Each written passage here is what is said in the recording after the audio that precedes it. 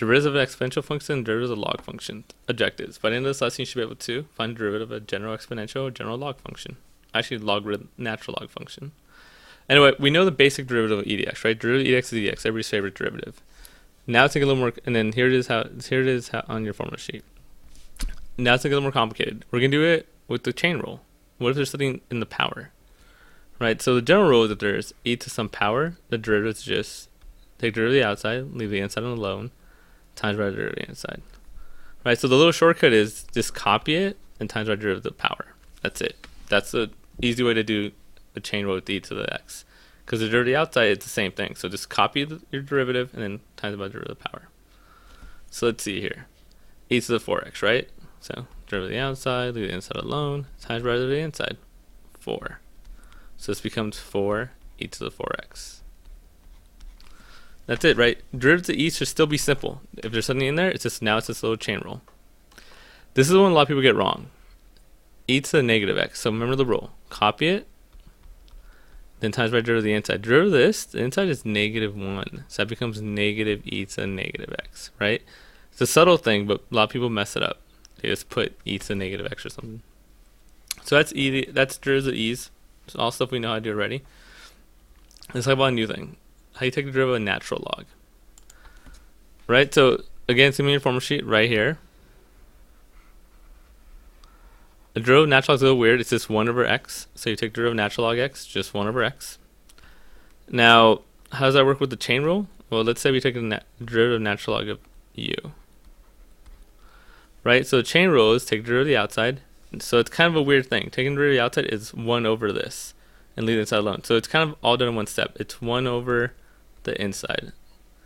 And then don't forget the last part of the chain rule, times by the derivative of the inside. Right? So that's a little weird. Right? So let me do that again. Natural log of, let's say, f of x. Right? Natural log in general is just 1 over the inside. So 1 over the inside. Right? That's, you left the inside alone. Then times by the derivative of the inside. So f prime of x. So that's natural log. So it's a little weird, but that's the general idea. It's kind of a chain rule slash, it's a chain rule, but that first step is kind of put together. So you flip it, leave the inside alone, and then times by the derivative of the inside. So again, a little weird. This is what's in your formula sheet. They don't give the chain rule versions of it. They expect you guys to know those yourselves, but that's what's in the formula sheet. So let's do a few examples. So right, they want me to take the derivative of this. Now again, derivative of natural log is 1 over the inside times by the derivative of the inside. In this case, that'll be 2x. So you get 2x over x squared plus 3. The next one. So this one can actually be done a few ways. The first way is just take it the way it is, right? You take, okay, derivative of natural log is 1 over the inside times derivative of the inside. Now that, either rewrite k to -2, take the power down, subtract 1 off, so it'll be like -2 k to -3, and then you can work on simplifying that. That's one way. Another way is you can just rewrite it. Do that first. It's a little smarter, right? And then you can take the derivative of that the way you know how to do it. It's like, so natural log is 1 over the inside, times derivative of the inside, bring the 2 down, subtract 1 off, and then you could simplify that. That way works too. The most advanced way is don't forget your natural log rules, right? It's a natural log. We're going to talk about this a little more in this video also. So all the same rules in natural logs apply. If you have natural log AB, that's natural log of A plus natural log of B, right? Natural log of A over B is natural log of A minus natural log of B. And natural log of A to the K is you can bring the K to the front. K natural log of A. So I can do that here. Bring that K to the front. I get bring that power to the front, sorry. -2 natural log K. Now look at, that's an easy derivative. Remember, that's a constant, doesn't do anything. It's just -2 times my answer, which is 1 over K. The derivative of K is 1, so that's just that. So I get -2 over K. Right? So you can do it that way. And honestly, I just noticed one other way. If I had this, I could use the natural log rule where I subtract. You're dividing and subtracting. Natural log of 1 minus natural log of K squared. Natural log of 1 is 0. Derivative of that is, well, you bring 2 to the front actually. Good old, and then take derivative, 1 over K. Log rules for the win. Right? So it's a lot of ways to do. It's a lot of ways to do the same type of problem. The easiest way is if you know your log rules, right? Divide means subtract. And again, we're gonna do a little bit more of this later. And if you have a power, you can move it to the front. So look at this next one. This is an e problem. F of x of e to the 2x over 2x. And then find the derivative. Now there's no shortcut to this one. All it is, it's a quotient rule, right? So uv, remember the quotient rule is the derivative of the top times the bottom minus flip it, derivative of the bottom times the top, all over the bottom squared. Right, so if I was going to do this, derivative of the top, so remember, the way you take the derivative of e to the 2x is copy it times by derivative of the power, right? That's a chain rule, so it's a little chain rule right there. So, right, my u is e to the 2x, my u prime is copy it times derivative of the power. I take derivative of the outside, leave the inside alone, times by derivative of the inside. So that's my u, times it by v, so 2x, minus the other way around, derivative of the bottom is 2, and then leave the top alone. All over the bottom squared. Now keep in mind, bottom squared is parentheses 2x. Don't just give me 2x squared, it's parentheses 2x. Now if you want to simplify that a little bit, you could. You get 4x e to the 2x minus 2e to the 2x all over 4x squared. Again, it's only if they ask, you have to do that. Otherwise, that's fine. And if they ask, they're probably going to want you to factor out the e to the 2x on both. So honestly, if this was to make it look like this, it'll probably be like this. E to the 2x you gotta factor out, 4x minus 2 all over 4x squared. That's what you probably have to make it look like. But anyway, that's the problem, right? So not that bad if you're pretty good at your quotient rule, you're pretty good at your chain rule right there. Next one. So find derivative of f of x equals natural log of this. Now look at this mess. But it's natural log, so we know what natural log is. It's 1 over the inside left alone. That's my little chain rule here. Times by derivative of the inside. Now derivative of 1, x is 1, derivative of 4 is 0. E, remember, that's its own little chain rule. You copy it, and times by derivative of the power. So that's going to be e to the negative 3x times negative 3. So I get this monstrosity.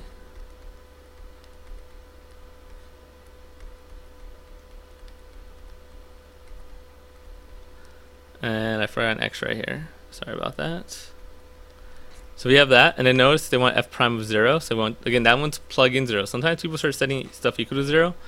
That's plug-in 0. If I said this, then you set equal to 0, right? So it's a very big difference. That gets plugged in. So you plug in 0 here.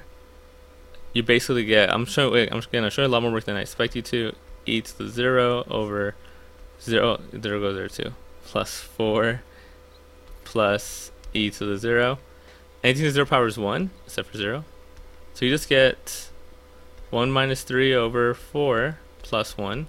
Almost forgot the 1 right there. So 1 out of 0. And you get negative 2 over 5. Right, so again, just take a derivative. Natural log is this 1 over the inside times the derivative of the inside, right? The chain rule part. Don't forget about the derivative of the inside. And that's itself, it's a little chain rule. It's a chain rule inside a chain rule, right? But these should be easy. Just copy them and then times by derivative of the power. So let's look at this one. Now, we don't always have to jump the gun with our e, or let's look at some e rules basically. So we're looking at this one. Look at this. If you start going, okay, derivative of natural log is 1 over blah blah blah. Hold up. Natural log and e cancel each other out. This is just a derivative of 2x. So it's 2. Right? Don't forget your natural and your e rules, right? Natural log of e equals 1. E to natural log, same idea, just equals x. That's what we're going to use actually very soon right now. Right, so don't forget all those basic rules. And like I mentioned, let's try to use this one right here. F of x equals e to the 3 natural log x squared. That looks disgusting, right? Like it's all, I'm going to copy it and times the derivative of that, and that's its own mess. But don't forget, if you have e and natural log next to each other, they cancel out. Now that doesn't count because there's 3 in the way. Right now I have this. So I can't cancel them out because that 3 is in the way. Pesky 3. But don't forget my favorite rule of logs. If you have natural log a to the k, you can bring the power to the front or vice versa. Let's bring this 3 up here. So you get e to natural log x, remember powers multiply like that to the 6. These cancel, and you just get f of x equals x to the 6. Take the derivative, bring 6 down, subtract 1 off. 6x to the 5th. That's the derivative. Right, so it's so much easier if you know your log rules. Right, so all the basic ones, the natural log cancel out, adding, subtracting, adding, multiplying, subtracting, dividing, yada yada. Let's do a couple more. This first one here. Right now, there's no shortcut out of this one. You just take the neat one. But remember, e shouldn't be that bad. You just copy it. Then times by derivative of the inside. Derivative of 1, 0. Derivative of that is negative 4x. So if we want to make it a little prettier, you can do this. Again, unless they ask you, you don't need to. Now you look at this one. Right? Hold up for a second. You're multiplying two things. This is a product rule. Right? You're multiplying, product rule. I don't want to do that up here. I don't know. I don't have anything up there. Remember, that's very different because it's an x and an e to the x. If I had something like this, not a product rule because that's a constant. I don't have to worry about it. Product rule. So, right? Product rule is derivative of the first one, so 3x squared times the second left alone plus derivative of the second one. Now, remember, that right there, that's a little chain rule. Right? E's are always a chain rule, so copy it times by derivative of the inside times the second one left alone. So that's your answer. Again, let's say you want it prettier. If they do, then you could do, let's simplify a little bit. That's going to be negative x cubed e to the negative x. Again, only if they ask. Even though you could still factor out the e to the negative x if you wanted to. Probably factor out some more anyway. I'm going to stop going because I'll just go down rabbit hole of factoring. So let's look at this one. Now, again, we could do this 1 over the inside times the derivative of the inside, which is pretty much it's another product rule like we did earlier. Or we use limit laws. Right? They're multiplying. That's addition. So you have natural log of x plus natural log of e to the negative x. And it gets even better. Natural log of e cancel out. This is just natural log of x minus x. Now before you go, you're like, okay, done. Don't forget, we just did algebra. The question was the derivative. Well, it's up there. You still have to take the derivative of this, so don't get all excited with your algebra. You still take the derivative. So natural log of x is just 1 over x. Right? That's what it is. And natural log minus x is just minus 1. Right? So much easier if you know how to take, if you know your limit laws. And with that in mind, let's go to one of our final ones. Right here, right? That looks like a mess. Right? 1 over the inside, that's all that messy times the derivative inside. It's a product, it's a quotient rule inside of that. It's gonna be a mess. Or limit laws. Natural log laws. Right? Remember, top is addition, so natural log of x. Anything being divided is subtraction. Minus natural log of x plus 2 minus natural log of x plus 2. X minus 3, sorry. Right? Look how much easier of a problem that is. It's because we know our natural log laws. Right? So now, this, remember, natural log is this 1 over the inside times the derivative of the inside. Sending over here, 1 over the inside times the derivative of the inside, in this case 1. And sending over here, 1 over the inside times the derivative of the inside, 1. These reduce right here. And you just get 1 over x minus 1 over x plus 2 minus 1 over x minus 3. Look how easy that is, just because we know our natural log laws. Okay, last couple. Just notice I've been saying limit law, that meant log laws, but you know, whatever. Okay, so let's look at this one. Find the gradient of the tangent line to the tangent y equals x natural log x to the point where x equals e. So first of all, remember gradient means slope. It's a fancy way for saying slope. And it says slope of the tangent line. Remember, that's just code for derivative. That's all that is. We need to find y prime. So now we're going to take the derivative of this. Look at that. It's a product rule, right? You're multiplying x times natural log of x, so it's a product rule. So don't forget that. Don't just give me 1 times 1 over x or whatever. It's a product rule. So derivative of the first one, derivative of x is 1 times the second left alone plus derivative of the second. Remember, derivative of natural log is 1 over x times the first left alone. For your own benefit, since we're plugging e, you might want to simplify this. Natural log of x plus 1. Now all you got to do is plug in e. Right, well, plug E in. Natural log of E plus 1. Natural log of E cancel, you just get 1 plus 1 is 2. Right? Nothing to it. Last one. The amount of coffee in a cup in ounces is modeled by B of t 16 minus 16 e to the negative 0.4 t.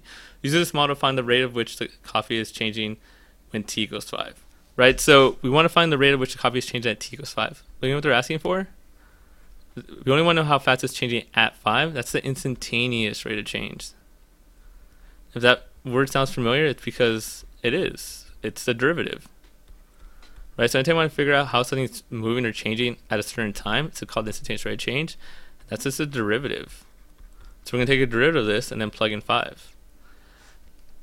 Now, so 16 minus 16 e to the negative 0.4 t. Let's take a derivative. Right? The derivative of 16 is 0, goes away, so it's a constant.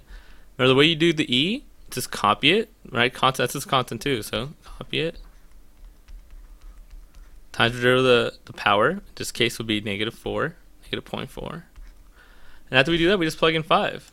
So my answer is going to be negative 16 e to negative 0.4 times 5 times negative 0.4. And if you want to simplify, you actually can. Negative 16 e negative 0.4 times 5 is 20 or 2.0. So negative 2 times negative 0.4. That's 4 over 10 times 16, and this is fine. Okay, we're done.